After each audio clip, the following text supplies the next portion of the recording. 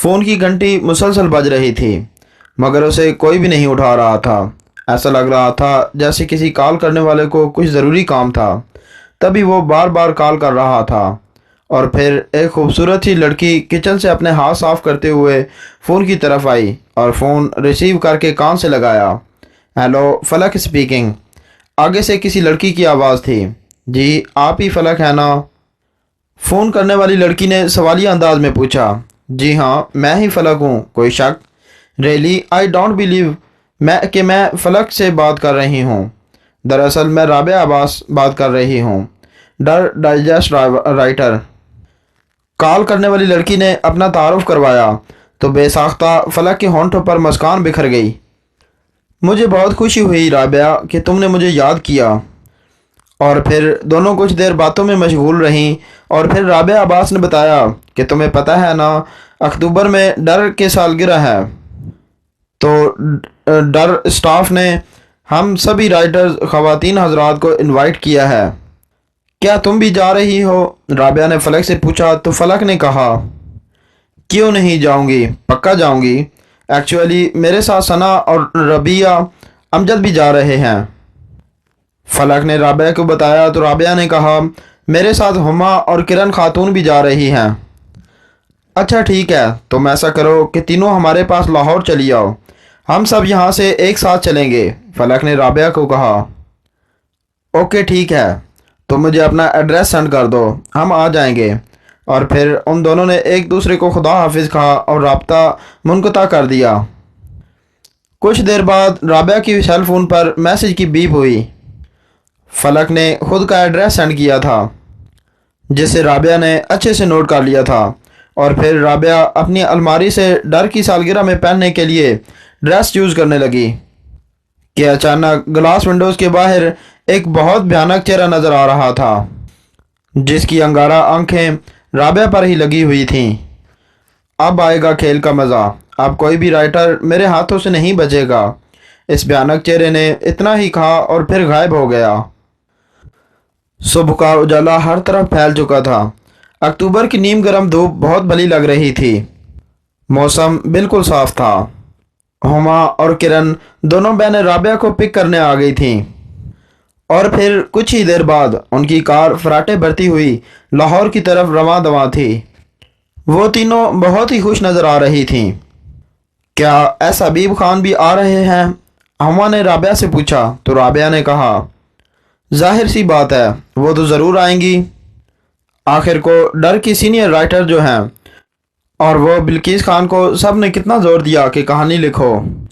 कितने फैंस हैं उनके और सब उनकी कहानियाँ पढ़ना चाहते हैं, मगर बिल्किस ने कहानी नहीं लिखी। क्या वो भी आएंगी? किरण ने कहा तो राबिया ने कहा, भाई टेंशन ना लो, सभी आएंगी। ऑल टू ऑल डर फैमिली। सफ़र बहुत अच्छे तरीके से तय हो रहा था। आज वो सभी राइटर से मिलेंगी। बस यही ख्याल उन्हें पागल किए दे रहा था। ड्राइविंग हुमा कर रही थी। उनकी कार से ज़रा ऊपर एक गहरा काला साया साथ साथ प्रवास कर रहा था और फिर कब लाहौर आया उन्हें पता ही नहीं चला। फिर जल्दी से राबिया ने फलक का नंबर डायल किया और जैसे ही कॉल पिक हुई तो राबिया जल्दी से बोली, भाई फलक कहाँ हो? हम लाहौर आ गए हैं, जल्दी से आ जाओ, बहुत देर हो रही है। तुम अपने मोबाइल की लोकेशन ऑन करो, हम पहुंच जाएंगी। और फिर राबिया ने जल्दी से कॉल डिस्कनेक्ट की और मोबाइल की लोकेशन ऑन कर दी। और फिर 10 मिनट में ही फलक अपने ग्रुप के हमरा उनके सामने थी। सब ने अपना अपना इंट्रोडक्शन करवाया। सब एक दूसरे से मिलकर बहुत खुश थीं। सब फेस टू फेस पहली दफ़ा मिल रही थीं। साहिल दुआ ने कॉल की थी कि वो कराची पहुंच गई है। फलक ने उन सब को बताया तो सभी फ़ौरन अपनी अपनी सीटों पर जाकर बैठ गईं। अब फालतू की बातों में टाइम वेस्ट मत करो और जल्दी चलो, किरण ने कहा तो जल्दी से हुमा ने कार स्टार्ट की। इधर फलक की कार की ड्राइविंग रबिया अमजद कर रही थी। उसने भी जल्दी से कार स्टार्ट की और यूं ये काफ़िला कराची की तरफ रवां दवां हो गया। और उस काले साये ने उड़ान भरी और उन दोनों कारों के ऊपर परवाज़ करने लगा। खालिद शाहान ड्रेसिंग टेबल के सामने खड़े होकर ख़ुद का जायज़ा ले रहे थे। پھر انہوں نے خود پر اسپرے کا چھڑکاؤ کیا اور ندیم عباس، نور اسلم اور شہزاد خان سے رابطہ کرنے لگے۔ باری باری سب کو کہا کہ وہ تیار ہیں، میں بس نکلنے ہی والا ہوں۔ تو ان تینوں نے میسج بھیج دیا اور تقریباً 1 گھنٹے بعد وہ چاروں ایک بڑی جیپ میں کراچی کی طرف گامزن تھے۔ وہ چاروں باتوں میں مشغول تھے کہ اچانک ندیم عباس نے پوچھا، یار کیا زرغام محمود، ایس امتیاز، چاند زیب اور گلاب خان سولنگی بھی آ رہے ہیں؟ تو شاہان نے بتایا کہ وہ تو کب کے ڈر آفس میں پہنچ گئے ہیں۔ ارے واہ، یہ تو بہت تیز نکلے، شہزاد نے کہا۔ پھر سب نے کہکا لگایا۔ اور محمد شعیب اور شکیل نیازی وہ کدھر ہیں؟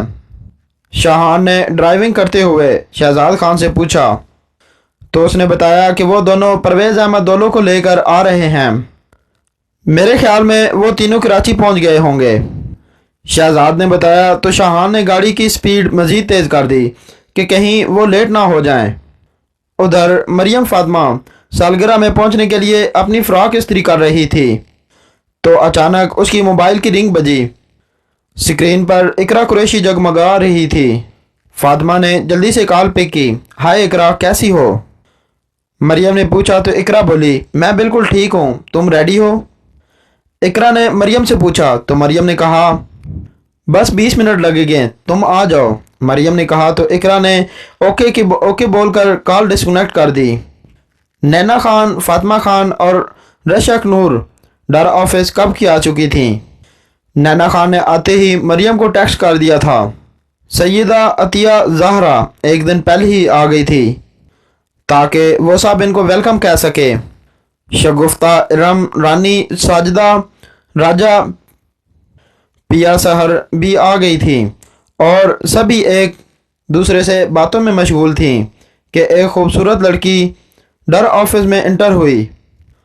وہ کوئی اور نہیں بلکہ ایس حبیب خان تھی۔ سبھی اس سے ملی۔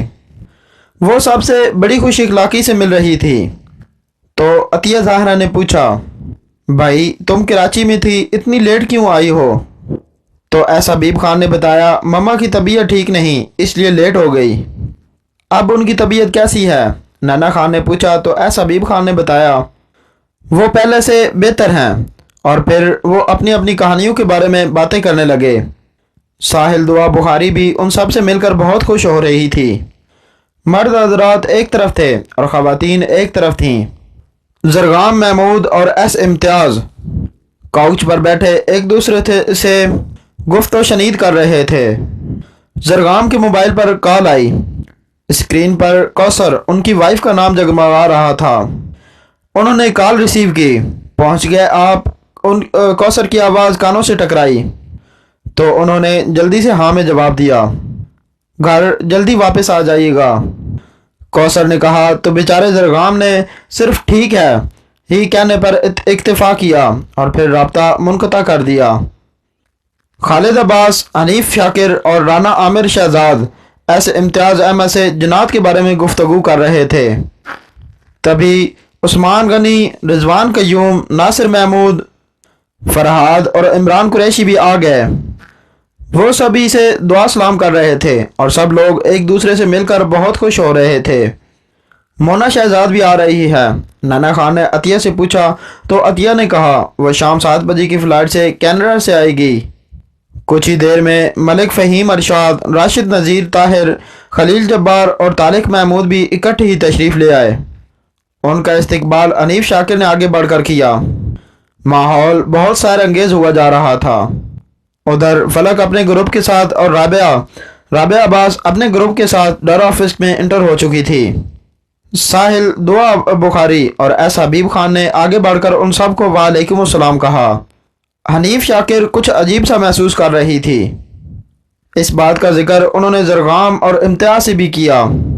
جواب میں انہوں نے بھی یہی کہا کہ وہ بھی کچھ الگ عجیب سا محسوس کر رہے ہیں۔ یہ بات انہوں نے تب محسوس کی تھی جب فلک اور رابعہ کا گروپ آیا تھا۔ وہ تینوں کچھ سوچنے لگے تھے۔ ایک صاحب 3 پیس میں ملبوس اور ساتھ میں 2 لڑکیاں ڈر آفس میں آتے دکھائی دیے اور تعارف پر پتہ چلا کہ وہ دونوں لڑکیاں ایک عائشہ افضل اور دوسری ثنا فاطمہ ہے، جبکہ وہ صاحب نعیم بخاری کا آکاش ہے۔ ربیہ امجد نے آگے بڑھ کر ان تینوں کا ویلکم کہا۔ کچھ ہی دیر میں مونا شہزاد کی فلائٹ لینڈ ہونے والی تھی اور فلک زاہد نے مریم فاطمہ کو کال کر کے کہہ دیا تھا کہ وہ آتے ہوئے ایئرپورٹ سے مونا شہزاد کو بھی لیتے آئیں۔ کوئی آدھے گھنٹے بعد مریم فاطمہ، اقرا قریشی اور مونا شہزاد بھی آ چکی تھیں۔ ڈار انتظامیہ نے انہیں ویلکم کہا اور اندر لے گئے۔ بلقیس خان اور عشا خورشید بھی تشریف لے آئی تھیں اور ان دونوں نے محمد عمران سے لفٹ لی تھی کیونکہ راستے میں بلقیس کی گاڑی خراب ہو گئی تھی۔ تقریباً سبھی آ چکے تھے۔ پھر اچانک کسی نے زور سے ہائے کہا تو سبھی نے مڑ کر صدر دروازے کی طرف دیکھا۔ وہاں ایک لڑکا کھڑا تھا۔ پھر وہ آہستہ سے چلتا ہوا اندر آیا تو پتہ چلا کہ وہ مدثر بخاری ہے۔ اس سے مل کر سب بہت خوش ہوئے۔ سب لوگ ماحول کو کافی انجوائے کر رہے تھے۔ پہلے تو ان کا کلمی رابطہ ہوتا تھا، مگر اب سب ایک دوسرے سے فیس ٹو فیس مل رہے تھے۔ سب لوگ بہت خوش ہو رہے تھے، مگر ان سب میں حنیف شاکر، زرغام محمود اور امتیاز احمد پریشان دکھائی دے رہے تھے۔ ایسا لگ رہا تھا جیسے کچھ ہونے والا ہے، کچھ انہونا سا، کچھ سمجھ میں نہیں آ رہا تھا۔ لیڈیز اینڈ جینٹل مین، جیسے کہ آپ سب جانتے ہیں کہ آج ڈر ڈائجسٹ کی سالگرہ ہے۔ پہلے ہم اکیلے ہی ڈر کی سالگرہ مناتے تھے، مگر اس بار ہم نے سوچا کہ کیوں نہ ڈر کی آل ٹو آل فیملی کو انوائٹ کیا جائے اور سب مل کر سالگرہ سیلیبریٹ کریں۔ کچھ لوگ مصروفیت کی وجہ سے نہیں آ سکے۔ اگر غور کیا جائے تو لفظ ڈر، اس کا تھیم ہی خوفناک سا ہے، تو کیوں نہ مزہ خوف پیدا کرنے کے لیے کچھ الگ کیا جائے۔ ہر دفعہ کیک آفس میں کاٹا جا رہا ہے، مگر اس بار کیک امتیاز صاحب کے بنگلے میں کاٹیں گے، جو کہ کافی سالوں سے بند پڑا ہے۔ کب سے بند ہے وہ؟ ناصر محمود نے سوالیہ انداز میں پوچھا تو جواباً امتیاز احمد نے بتایا کہ وہ تقریباً پاک ہند کی تقسیم سے بھی پہلے کا بند پڑا ہے، شاید 1.5 صدی سے بھی بند ہے۔ پھر تو بہت انجوائے کریں گے، سب نے یک زبان ہو کر کہا۔ اس سے پہلے کہ وہ کچھ بولتے، 3 لڑکیاں اور ایک آدمی اندر داخل ہوئے۔ انٹروڈکشن ہونے پر پتہ چلا کہ وہ آدمی سکندر حبیب گجر ہیں اور لڑکیاں سائمہ شاہد، قاہرہ خان اور فرح انیس ہیں۔ ماحول بڑا دلچسپ ہو گیا تھا اور پھر سبھی لوگ امتیاز احمد اور ایڈیٹر خالد صاحب کے ہمراہی میں اس بنگلے کی طرف چل پڑے۔ بنگلہ زیادہ دور نہیں تھا، اس لیے سب لوگ پیدل ہی بنگلے کی طرف چل پڑے۔ راستے میں حنیف شاکر زرغام محمود سے کہہ رہے تھے، میرے خیال میں بنگلے میں جانے کا فیصلہ ٹھیک نہیں، کیونکہ بنگلہ ایک عرصہ سے بند پڑا ہے اور میں نے سنا ہے کہ اس طرح کی جگہ پر آصف وغیرہ اپنا مسکن بنا لیتے ہیں۔ تو زرغام محمود مسکراتے ہوئے بولے، کیا آپ کو کچھ غیر ضروری محسوس ہو رہا ہے؟ اگر ایسا کچھ ہے تو آپ مجھے بتائیں، کچھ خاص تو نہیں ہے؟ حنیف شاکر نے ایک گہرا سانس خارج کرتے ہوئے کہا، پہلے مجھے بھی ڈر آفس میں کچھ محسوس ہوا تھا، مگر وہ سب ادھر آفس میں ہی ہوا تھا۔ خیر، بنگلے میں جا کر وہ بھی واضح ہو جائے گا۔ لڑکیاں اور لڑکے تیزی سے بنگلے کی طرف بڑھتے جا رہے تھے، مگر ان دونوں کی رفتار تھوڑی دھیمی تھی۔ تبھی خالد شاہان کی آواز ان کے کانوں میں سے ٹکرائی، آپ دونوں کیوں اتنی دھیمی رفتار چل رہے ہیں؟ تو زرغام محمود نے مسکراتے ہوئے کہا، ویسے ہی۔ تو خالد شاہان مسکراتے ہوئے آگے بڑھ گیا۔ سبھی کتنے خوش ہیں نا؟ حنیف شاکر نے زرغام سے کہا تو انہوں نے کہا، بھائی اتنے عرصے سے ایک دوسرے کی کہانیاں پڑھتے آ رہے ہیں اور آج ایک دوسرے کو دیکھنے اور ملنے کا اتفاق ہوا ہے، تو خوش ہونا فطری سی بات ہے۔ تو دونوں مسکراتے ہوئے آگے بڑھ کر سب میں شامل ہو گئے۔ جب سارے لوگ بنگلے میں پہنچے تو ساحل آبرو نے ان کا شاندار استقبال کیا۔ اس نے بنگلے کی بالکونی میں کھڑے ہو کر ان سب پر پھولوں کی پتیاں نچھاور کی اور مونا شہزاد نے یہ سارے مناظر کیمرے میں قید کر لیے۔ تمام لڑکیاں سیلفیز بنا رہی تھیں تو دوسری طرف مرد بھی سیلفیز بنا رہے تھے۔ سب لوگ آگے آگے آ جائیں تاکہ کیک کاٹا جائے۔ ایڈیٹر خالد صاحب نے ویٹرز کو آواز لگائی تو 2 ویٹرز ایک ٹرالی لگاتے ہوئے جس پر ایک بہت بڑا ڈیزائننگ کیک سجا ہوا تھا جس پر ہیپی برتھ ڈے لکھا ہوا تھا۔ میرے خیال میں اب کیک کاٹنا چاہیے، ایڈیٹر خالد نے سوالیہ لہجے میں سب سے پوچھا۔ تو سب نے اس بات میں سر ہلا دیے۔ عطیہ زہرا نے آگے بڑھ کر چھری خالد صاحب کو پکڑا دی تاکہ وہ کیک کاٹ سکیں۔ اس سے پہلے کہ خالد صاحب کیک کاٹتے ایک آواز ابھری، ہمارے بغیر ہی سالگرہ سیلیبریٹ کریں گے؟ تو سب لوگوں نے اس طرف دیکھا جدھر سے آواز آئی تھی، تو وہاں ایک صاحب کھڑے تھے اور مسکراتی نظروں سے سب کی طرف دیکھ رہے تھے۔ تو خالد صاحب کی خوشی سے لرزتی ہوئی آواز ابھری، ایم الیاس صاحب آپ؟ سب لوگ حیرت اور خوشی سے ایم الیاس کو دیکھے جا رہے تھے۔ پھر خالد صاحب آگے بڑھ کر ایم الیاس سے بغل گیر ہوئے اور ان کو ساتھ لیے ٹرالی کے قریب آ گئے جس پر کیک موجود تھا۔ ایم الیاس صاحب سے ملیے، یہ کسی تعارف کے محتاج نہیں ہیں۔ ڈر ڈائجسٹ ان کے بغیر ادھورا ہے۔ یہ ڈر ڈائجسٹ کے سینئر لکھاری ہیں۔ خالد صاحب نے ان کا تعارف تمام مہمانوں سے کروایا۔ الیاس صاحب اب جب آپ آ ہی گئے ہیں تو پلیز کیک آپ ہی کاٹیں، ہمیں بہت خوشی ہوگی۔ ایڈیٹر صاحب نے ایم الیاس صاحب سے کہا تو انہوں نے کہا کیوں نہیں، ہم ضرور کیک کاٹیں گے۔ ایڈیٹر خالد صاحب نے چھری ایم الیاس کے ہاتھوں میں تھما دی۔ سب لوگوں کی نگاہیں ان پر ٹکی تھیں اور الیاس صاحب کا ہاتھ آہستہ آہستہ کیک کی طرف بڑھ رہا تھا، اور اس سے پہلے کہ چھری کیک کو چھوتی اچانک لائٹ چلی گئی۔ تو اس اچانک افتاد سے سبھی لوگ گھبرا گئے۔ سب لوگوں نے اپنے اپنے موبائل کی لائٹیں روشن کر لیں۔ یہ اچانک لائٹ کو کیا ہو گیا؟ اس طرح کی ملی جلی آوازیں حال میں ابھر رہی تھیں، خاص کر لڑکیاں بہت گھبرائی ہوئی تھیں۔ تو خالد صاحب نے جلدی سے ہیلپرز بوائے کو آواز دی کہ وہ لائٹ کو دیکھیں کہ کیا ہوا ہے۔ لڑکے بھاگتے ہوئے اس سمت گئے جہاں مین سوئچ بورڈ تھا۔ انہوں نے جلدی سے اسے چیک کیا پر انہیں بظاہر کوئی خرابی نظر نہ آئی۔ تو وہ واپس آ کر خالد صاحب سے بولے، سر مین سوئچ تو بالکل ٹھیک ہے۔ تو خالد صاحب نے پریشانی کے عالم میں اپنا سر تھام لیا۔ اچانک لائٹ کو کیا ہوا ہے؟ سب لوگ پریشانی میں کھڑے تھے۔ مجھے تو بہت ڈر لگ رہا ہے۔ یہ رابعہ عباس کی آواز تھی جو ڈر رہی تھی۔ تو بلقیس خان نے اسے حوصلہ دیا کہ ڈرو مت، تم تو خود ڈر تکلیف کرتی ہو اور آج بچوں کی طرح ڈر رہی ہو۔ بلقیس خان نے رابعہ عباس کو کہا۔ تو رابعہ بولی، پلیز تم ادھر میرے پاس ہی کھڑی رہو، کہانیوں میں اور حقیقت میں بڑا فرق ہے۔ رابعہ عباس کی آواز ابھری تو وہاں موجود سبھی افراد ہنسنے لگے کہ اچانک ان سب کی ہنسی کو بریک لگ گئے، کیونکہ اوپری منزل پر ان سب نے ایک سایہ دیکھا تھا۔ آپ سب نے وہاں کچھ دیکھا؟ فلک زاہد کی آواز آئی۔ ہاں وہاں کچھ ہے، سب کی مشترکہ آواز ابھری۔ ایک تو اتنا پرانا بنگلہ، اوپر سے رات کا سما اور لائٹ بھی چلی گئی، اور وہ سایہ، ڈرنا فطری عمل تھا۔ لڑکیوں نے ڈر کر ایک دوسرے کے ہاتھ پکڑ لیے۔ ہمیں یہاں نہیں آنا چاہیے تھا، مجھے یہ بنگلہ آسیب زدہ لگ رہا ہے۔ ہما خان کی آواز سے ڈر واضح طور پر محسوس ہو رہا تھا۔ کچھ تو کرو۔ ہما خان رونے لگ گئی تھی تو کرن خان نے اسے تھاما۔ چپ ہو جاؤ، تم ہمت مت ہارو، ہم سب ہیں نا۔ کرن خان اپنی بہن کی ڈھارس بندھا رہی تھی۔ یک لخت وہ بھیانک سایہ پھر لہرایا اور لہراتے ہوئے نیچے ہال میں پرواز کرنے لگا۔ یہ دیکھ کر تمام لڑکیوں کی چیخیں نکل گئیں۔ ادھر حنیف شاکر نے اپنے کرتے کی جیب سے سبز دانوں کی تسبیح نکال لی۔ یہ تسبیح وہ جب عمرہ کرنے گئے تھے تب لائے تھے۔ اس تسبیح پر وہ ورد کرنے لگے تو اس سایہ کے منہ سے بڑی بھیانک آوازیں نکل گئیں، اور پھر وہ جیسے بولا تو مانو جیسے پورے کا پورا بنگلہ لرز گیا۔